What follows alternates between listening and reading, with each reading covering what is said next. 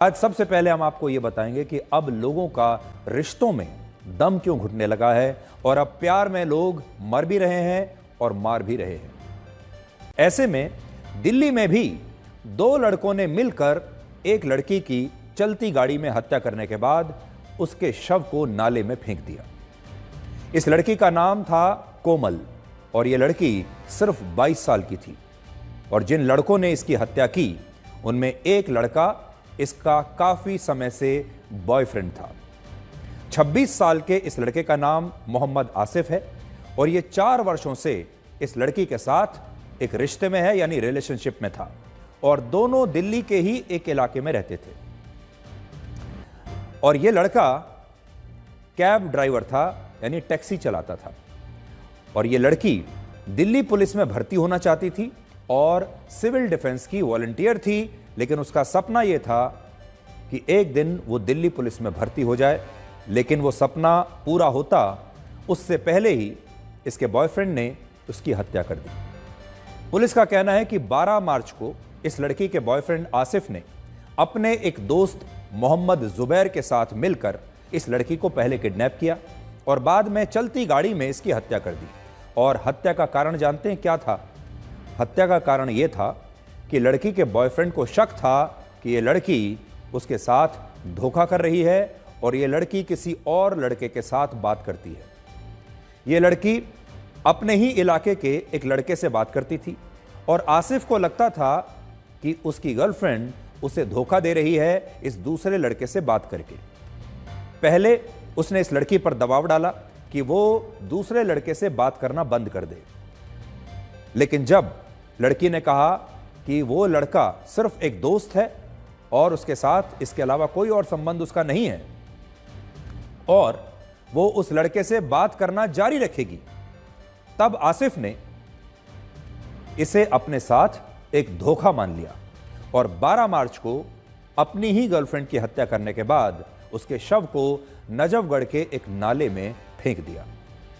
Police ने आसिफ और उसके दोस्त मोहम्मद जुबैर को गिरफ्तार कर लिया है और यह भी बताया है कि 12 मार्च को जब आसिफ इस लड़की से मिलने के लिए आया था तब उसने पहले से ही यह तय कर लिया था कि वो इस लड़की को इसकी बेवफाई के लिए सजा देगा और उसे जान से मार देगा। उत्तर प्रदेश के मेरठ में भी अभी कुछ दिन पहले इसी तरह की घटना हुई थी, जिसके बारे में आप सब ने सुन लिया होगा, पढ़ लिया होगा, जहां 26 साल की एक महिला मुस्कान ने अपने बॉयफ्रेंड के साथ मिलकर अपने ही पति की हत्या कर दी और उसके शव के कई टुकड़े करके शव के टुकड़ों को एक ड्रम में सीमेंट के साथ जमा दिया।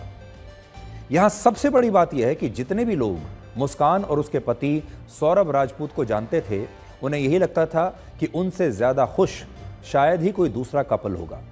सौरभ लंदन में नौकरी करता था और मेरठ में भी उसका एक अच्छा खासा घर था और उसके परिवार में कहने को तो किसी चीज की कमी नहीं थी और बाहर से देखने पर यह परिवार, ये पति पत्नी दोनों ही बड़े खुश नजर आते थे। आप इस वीडियो में भी आज देख सकते हैं कि कैसे यह परिवार मिलजुल कर खुशियां मना रहा है और सौरभ और मुस्कान अपनी छोटी सी बेटी के साथ कितने खुश दिख रहे हैं। इस तरह की तस्वीरें हम समाज में सभी की देखते हैं और सोचते हैं कि यह परिवार कितना खुश है, लेकिन 4 दीवारी के अंदर क्या चल रहा होता है ये उन्हीं को पता होता है। इस परिवार के बारे में भी हकीकत ये थी कि मुस्कान चाहे अपने पति के साथ कितनी भी फोटो खिंचवा रही हो, वीडियो बना रही हो, हंस रही हो, अपनी बेटी का बर्थडे मना रही हो, लेकिन वो अपने पति को धोखा भी दे रही थी और बाद में उसने खुद अपने पति की हत्या भी कर दी और जिसे उसका बॉयफ्रेंड हत्या नहीं बल्कि वध कह रहा है।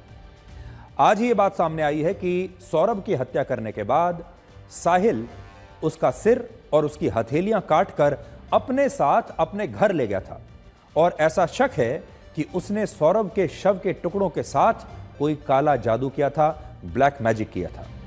अब सोचिए हमारे समाज में क्या क्या हो रहा है।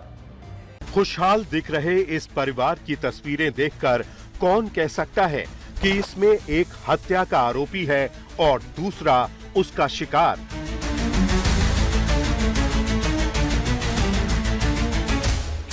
मुस्कान और सौरभ की इन तस्वीरों को देखकर बहुत से लोग ये सोचते थे कि इन दोनों के बीच बहुत गहरा प्यार है, लेकिन इनके रिश्ते का सच बहुत डरावना था।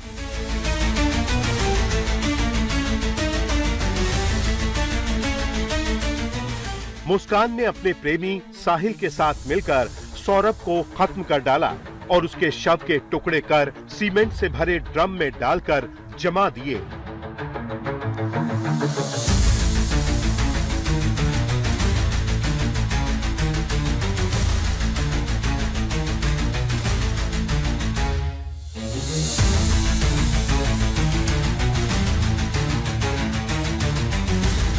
इस हत्याकांड में शामिल दोनों किरदारों के इतने गहरे राज थे जिनके खुलासे ने पूरे देश को हैरान कर दिया।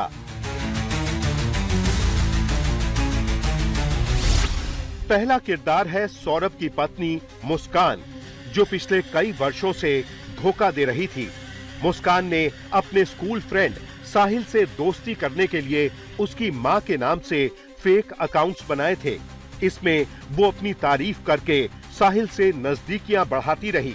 मुस्कान फिल्म एक्ट्रेस बनना चाहती थी और इसके चक्कर में वो सौरभ को छोड़कर एक बार मुंबई भी चली गई थी, जिसे लेकर दोनों के बीच तलाक की नौबत आ गई थी।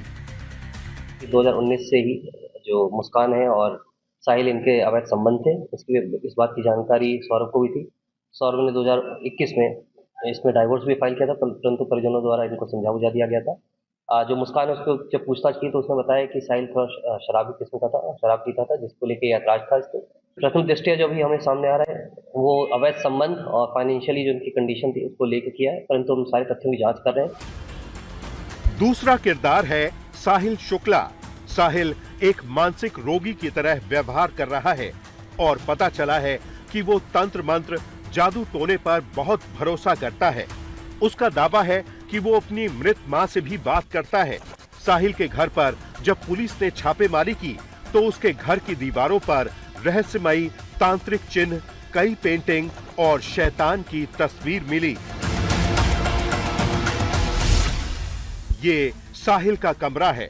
इस कमरे को देखकर आप आसानी से समझ सकते हैं कि एक अंधविश्वासी के दिमाग में क्या चलता है, वो क्या सोचता है, उसके आसपास की चीजें कैसी होती हैं।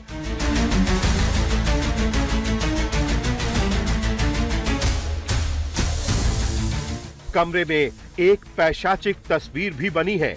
माना जा रहा है कि इसी को देखकर साहिल काला जादू करता था। आज भी 67% लोग ऐसा मानते हैं कि लड़कियों को अपने माता पिता की सहमति के साथ ही शादी करनी चाहिए, जबकि 32% लोग ये मानते हैं कि लड़कियां अपनी मर्जी से शादी कर सकती हैं।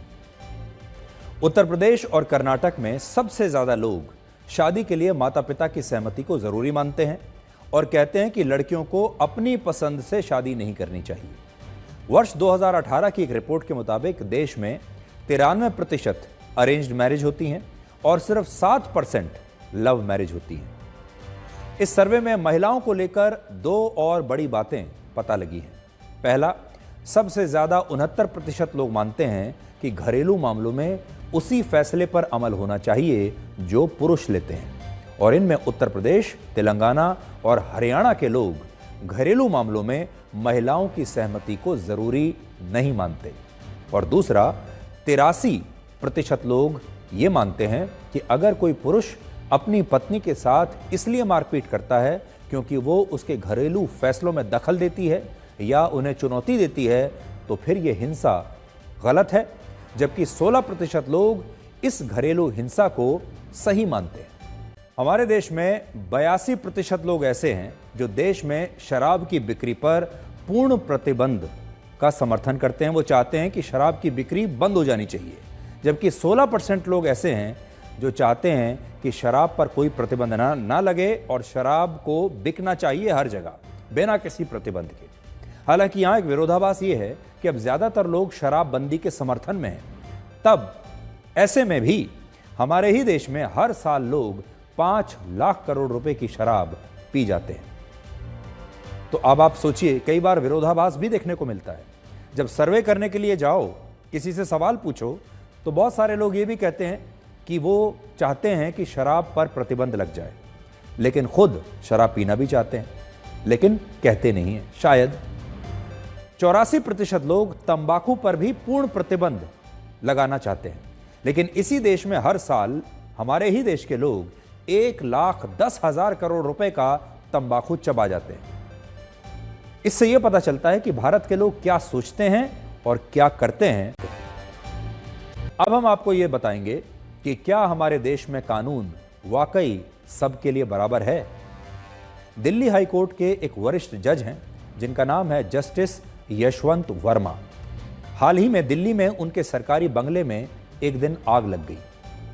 जस्टिस यशवंत वर्मा इस दौरान कहीं बाहर गए हुए थे और उनके परिवार ने जब ये आग लगी तो आग बुझाने के लिए फायर ब्रिगेड से मदद मांगी और फायर ब्रिगेड ने अपनी एक टीम को तत्काल उनके घर पर भेज दिया आग बुझाने के लिए।